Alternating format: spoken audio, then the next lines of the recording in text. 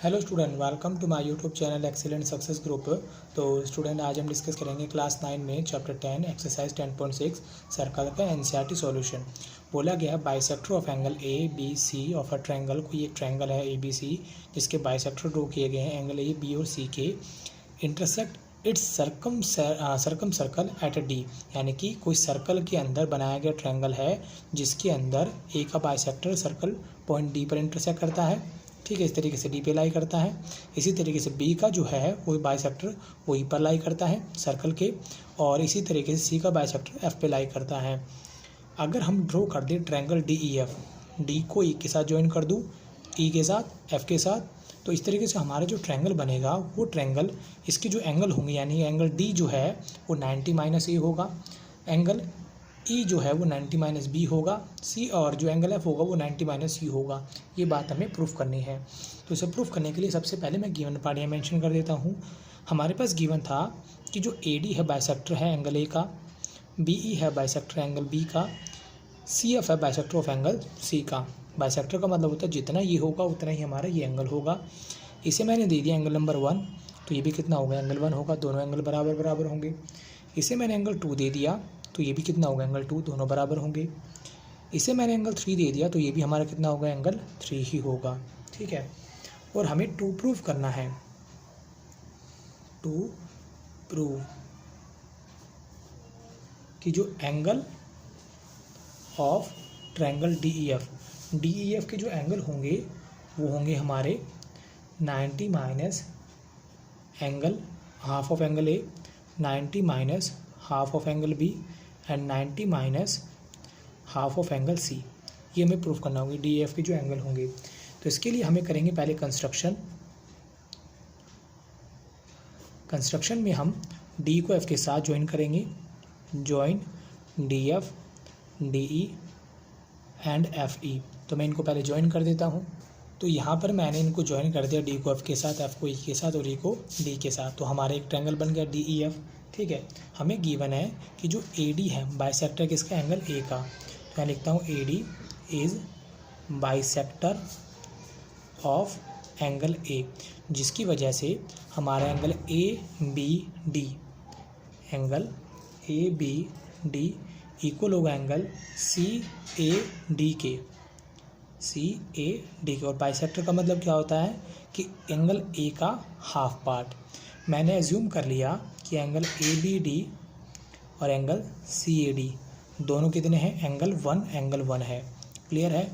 जैसे मैंने इसको किया है बिल्कुल सिमिलरली यहाँ लिखूँगा मैं B E is bisector of angle B, जिसका मतलब होगा एंगल ए बी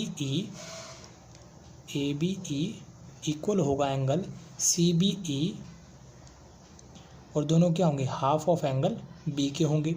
अब एंगल ए बी ई और सी बी ई, इन दोनों को मैंने क्या मान लिया, एंगल नंबर 2 मान लिया।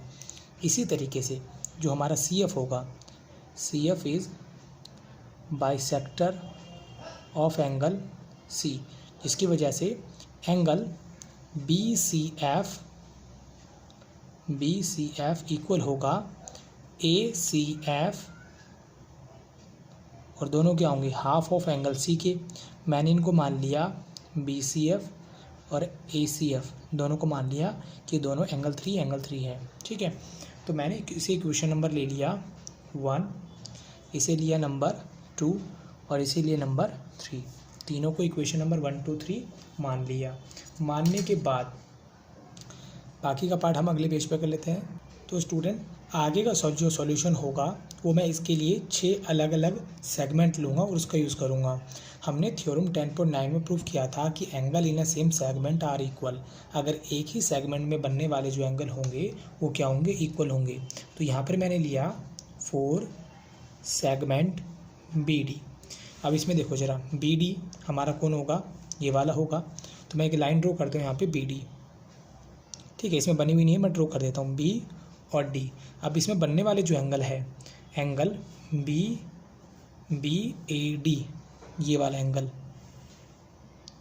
थोड़ी इधर होने की लाइन, ये वाला एंगल जिसमें नाम क्या है, एंगल नंबर 1। दूसरा एंगल बी ई डी,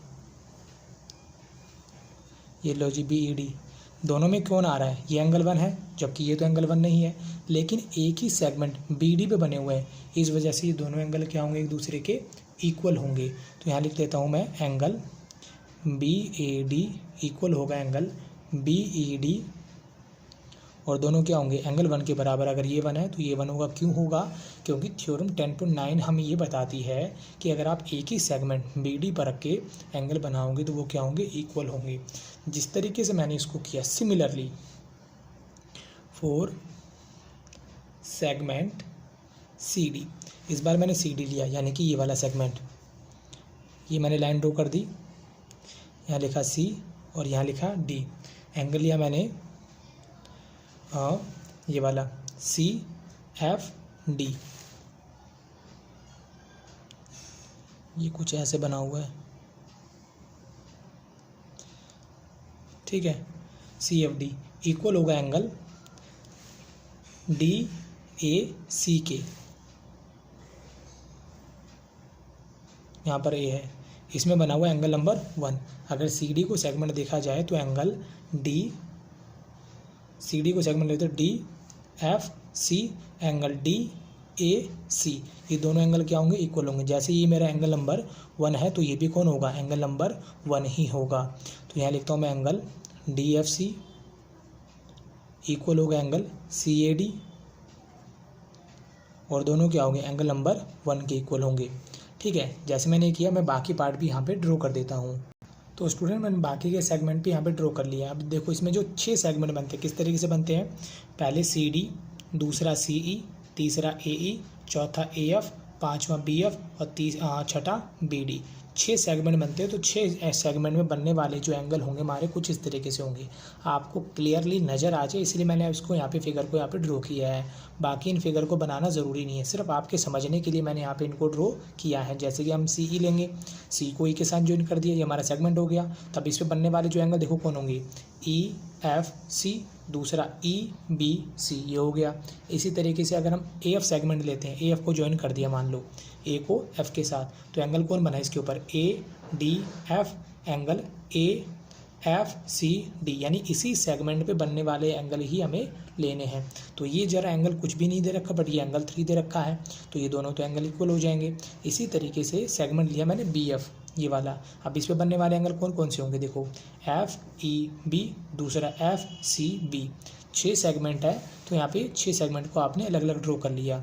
ये एंगल 2 है तो ये भी एंगल 2 होगा, ये एंगल 3 है तो ये भी एंगल 3 होगा, ये एंगल 3 है तो ये भी एंगल 3 होगा, ये एंगल 2 है तो ये भी एंगल 2 होगा, ठीक है। अब इन सभी फिगर को जैसे मैंने प्रूफ किया है, इन्हीं की मैं एक अलग फिगर बना देता हूँ। ये तो हमारी ओरिजिनल फिगर है। अब इन एंगलों को इक्वल करने के बाद हमारी एक्चुअल जो फिगर बनेगी वो मैं यहाँ पे ड्रॉ कर देता हूँ, ठीक। तो स्टूडेंट, मैंने इसकी फिगर को दोबारा से, जो पहले हमारी यहाँ फिगर बनी हुई थी ना, इसी फिगर को यहाँ बनाया। अब मैंने इसको इसलिए बनाया ताकि जो मेरे 6 सेगमेंट बने हैं, इन 6 सेगमेंट के जो एंगल सेम होंगे उनको करेंगे हम। एंगल देखो BAD ये और एंगल E, A और E, BED और BAD, ये तो ऑलरेडी है पहले से। BED को देखो, BED ये वाला भी एंगल मेरा कितना हो जाएगा, एंगल 1। इसी तरीके से एंगल मेरा ACD,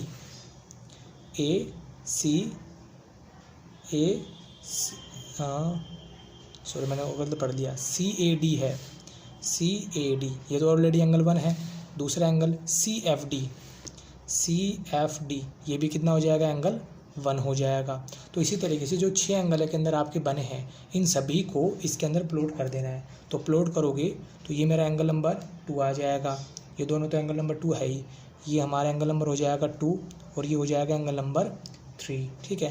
ये 3 है ही, ये 1 हो गया, ये हमारा एंगल हो जाएगा 3। कैसे पता लगाया, इन्हीं को देख के ज़रा दोबारा देख लो, मैं फिर समझा देता हूँ। FEB कितना है, ये एंगल नंबर 3। एंगल FCB ये भी कितना, 3 और 3, इस वजह से इक्वल हुए। ये जो 6 सेगमेंट मैंने बनाए हैं, इन्हीं को देखते हुए मैंने सारे एंगल इसमें प्लॉट कर दिए ताकि आपको समझने में आसानी हो सके। अब मैंने इसको इस तरीके से क्यों बनाया, क्योंकि मैंने इनकी वैल्यू निकाल रखी है, ठीक है। जो एंगल 1 है वो ये है, एंगल B, एंगल C, इन तीनों की वैल्यू यहाँ पर निकली हुई है, ठीक है। इनको प्लॉट करने के बाद मैंने लिया इन ट्रायंगल ABC, तो यहाँ लिखा angle A angle B, angle C, इन तीनों का जोड़ कितना होगा 180 डिग्री होगा। रीज़न होगा मेरा angle sum property, angle sum property, जिसका मतलब ये होता है एक ट्रायंगल के तीनों एंगल का सम 180 डिग्री होगा। अब एंगल ए है, ये दो पार्ट में बटा हुआ है, angle one, angle one. Angle जो बी है वो भी दो हिस्सों में बटा पड़ा है, angle two plus angle two. Angle C है, ये भी दो हिस्सों में बटा पड़ा है, angle three plus angle three, is equal to हो जाएगा 180। ये दो बार आया, two times of angle one, दो बार आया, two times of angle two, दो बार आया, two times of angle three, is equal to 180। Two two two, तीनों में से टू को कॉमन निकाला, angle one plus angle two plus angle three is equal to 180। Multiply में है, किस में आ जाएगा, डिवाइड में, 1 प्लस 2 प्लस 3 डिवाइड बाई 2, मल्टीप्लाई था डिवाइड में आ गया, डिवाइड दिया 90 डिग्री आ गया। इसे मैंने इक्वेशन नंबर दे दिया 4। देने के बाद अब मैंने ट्रायंगल लिया DEF, DEF ये वाला ट्रायंगल लिया, ठीक है। तो यहाँ लिखा मैंने angle in triangle DEF, clear है। इसमें angle D plus angle E plus angle F, तीनों का जोड़ कितना होगा 180 डिग्री होगा। सेम वही रीज़न एंगल सम प्रॉपर्टी में शॉर्ट में लिख रहा हूँ क्योंकि ऊपर ऑलरेडी मैं यूज़ कर चुका हूँ। अब एंगल D है, ये दो हिस्सों से मिलकर बना है, एंगल 2 प्लस 3 से, तो यहाँ लिखा मैंने angle 2 plus angle 3। Angle E है, कितने हिस्सों से मिलकर बना है, एंगल 1 प्लस 3 से, तो यहाँ लिखा 1 प्लस 3। एंगल F जो है वो दो हिस्सों से मिलकर बना है, एंगल 1 प्लस 2 से, इज इक्वल टू आया 180, क्लियर है। अब हमें लेना है सिर्फ एंगल 1 2 3, इन तीनों को ही लेना है, ठीक है। एंगल D को रहने देना, एक काम करते हैं D को हम एज इट इज़ रहने देते हैं। क्यों रहने देते हैं, क्योंकि यहाँ पर हमें प्रूफ करना है कि जो DEF के एंगल है ना, ये आएगा, यानी एंगल D, एंगल E और एंगल F तीनों की वैल्यू ये आएगी। तो हमें 1 बाई 1 करके इनको लेना है। तो मैं एक बार के लिए E और F की वैल्यू पुट कर देता हूँ, D को एज इट इज़ ही रहने देता हूँ। एक बार D को एज इट इज़ रहने देना, एक बार E को एज इट इज़ रहने देना, एक बार F को एज इट इज़ रहने देना। तो D का D मैंने रहने दिया। यहाँ पे एंगल आ रहा है एंगल 1, एंगल 2, एंगल 3, इन तीनों का जो जोड़ होगा वो कितना होगा 90 डिग्री, यहाँ लिख दिया। साथ में एंगल 1 बच गया, क्योंकि यहाँ पे देखो 1 प्लस 2 प्लस 3, इन तीनों का जोड़ कितना है 90 डिग्री, यहाँ लिख देता हूँ मैं यूजिंग 4, इक्वेशन 4 का यूज़ किया है। ये वाला एंगल 1 मैंने एज इट इज़ छोड़ दिया, यहाँ पे आया 180, क्लियर है। इसके बाद एंगल D ये प्लस का है, दूसरी तरफ ले जाओ, किसका हो जाएगा माइनस का, प्लस का है दूसरी तरफ ले जाओ, किसका हो जाएगा माइनस का। Angle D is equal to minus किया, 90 माइनस में एंगल A आ गया, ठीक है। आने के बाद मैं लिखूँगा यहाँ पे यूजिंग 1, इक्वेशन 1 का यूज़ करेंगे। D 90 का 90 लिखा मैंने, एंगल 1 देखो ज़रा, ये जो एंगल ABD और CAD है ये किस बराबर माने मैंने, एंगल 1 की, और एंगल 1 क्या है, हाफ ऑफ एंगल AK है, ठीक है। तो मैं यहाँ पर लिख दूंगा एंगल A की जगह पे half of angle A upon में 2। दोबारा मैं बता दूँ, ज़रा ध्यान से देखो, यहाँ पे बोला था AD जो है बाइसेक्टर ऑफ एंगल A का है, ठीक है। बाइसेक्टर ऑफ एंगल A का मतलब ये है कि ये दोनों एंगल बराबर, दोनों क्या है, एंगल 1 और 1 ये दोनों बाइसेक्टर ऑफ एंगल A है, यानी कि एंगल 1 इक्वल है हाफ ऑफ एंगल A के। इसका मतलब ये, क्योंकि ये दोनों तो सेम ही है तो अलग अलग दिखाने चाहिए, एक बार भी दिखा दो तो एंगल 1 इक्वल है हाफ ऑफ एंगल A के, क्लियर है। तो यहाँ मैंने लिख दिया, ये हमारा पार्ट प्रूव होता है, एंगल D आ गया। जैसे मैंने D निकाला उसी तरीके से आप E और F को भी निकाल सकते हो, फिर भी मैं आपको एक बार निकाल के दिखा देता हूँ। तो यहाँ लिखा मैंने angle DEF is equal to 180। पिछली बार मैंने D की वैल्यू नहीं रखी थी, इस बार D की वैल्यू रख लो, E की वैल्यू मत रखना, ठीक है। तो अब D की वैल्यू देखो इसमें क्या है, D हमारा है 2 प्लस 3, तो यहाँ लिखा मैंने एंगल 2 प्लस एंगल 3। E को एज इट इज़ रखना है आपको, एंगल F की वैल्यू पुट कर दो, मतलब 3 में से 2 की वैल्यू रखनी है आपको। एंगल F हमारा कितना है 1 प्लस में 2, तो यहाँ लिखा मैंने 1 प्लस में 2 इज इक्वल टू 180। तो एंगल E को तो अलग रख लो, प्लस में angle 1 plus angle 2 plus angle 3 और एंगल 2 एक्स्ट्रा आ रहा है, इसको साइड में रख लो, इज इक्वल टू 180। हमने पीछे प्रूफ किया था एंगल 1 प्लस 2 प्लस 3 तीनों का जोड़ कितना है 180 है। देखो यार यहाँ भी मैंने प्रूफ किया था ना इक्वेशन नंबर 4 में, यहाँ लिखोगे using 4, angle E as it is आ गया, इसकी जगह लिख लिया मैंने 90 प्लस में एंगल 2 इज इक्वल टू 180 आ गया। पॉजिटिव का दूसरी तरफ जाकर नेगेटिव में हो जाएगा, ये भी किस में हो जाएगा नेगेटिव में। एंगल 180 इधर आगे नेगेटिव का हुआ, ये भी नेगेटिव का हुआ। Angle E is equal to minus किया 90 माइनस में एंगल 2। अब यहाँ लिखेंगे हम using equation number 2, angle E is equal to 90 minus में, अब एंगल 2 की वैल्यू कितनी है देखो ज़रा, ए बी ई है ना, एंगल 2 के बराबर, एंगल 2 किसके बराबर होगा देखो ज़रा, यहाँ दे रखा था बी ई बाइसेक्टर किसका है, एंगल बी का, मतलब ये होगा जो एंगल 2 है वो किसके होगा बराबर, हाफ ऑफ एंगल बी के, आधा हिस्सा ये और आधा हिस्सा ये, दोनों क्या होंगे बराबर बराबर, इसलिए मैंने दोनों में क्या लिखा था 2 लिखा था, तो एंगल 2 बराबर होगा हाफ ऑफ एंगल बी के, तो यहाँ लिख दिया मैंने angle half of angle B, ये हो गया, डी निकाल दिया तो ई निकाल दिया, फिर यहाँ पे डायरेक्टली लिख दो similarly angle D E F बच गया, एफ क्या होगा 90 माइनस में हाफ ऑफ एंगल सी, आप चाहो तो इसके लिए भी यूज़ कर सकते हो सिमिलरली, क्यों, मैंने एक पार्ट यहाँ पे आपको सॉल्व करके दिखा चुका हूँ, ठीक है, तो क्वेश्चन की ज़्यादा लेंथ ना बढ़ाते हुए आप डायरेक्टली एक बार सॉल्व कर दो, बाकी इन दोनों के लिए लिख दो सिमिलरली, ये भी हमारा इसके बराबर होगा, ये भी हमारे इसके बराबर होगा, डी ई एफ तीनों एंगल हमारे निकल के यहाँ पे आ गए हैं। उम्मीद करता हूँ स्टूडेंट आपको क्वेश्चन समझ में आ गया होगा। अगर आपको वीडियो पसंद आया तो वीडियो को लाइक करें, शेयर करें, कमेंट करें और इस चैनल को जरूर सब्सक्राइब कर लें। मिलते अगली वीडियो में। Okay bye bye, thank you.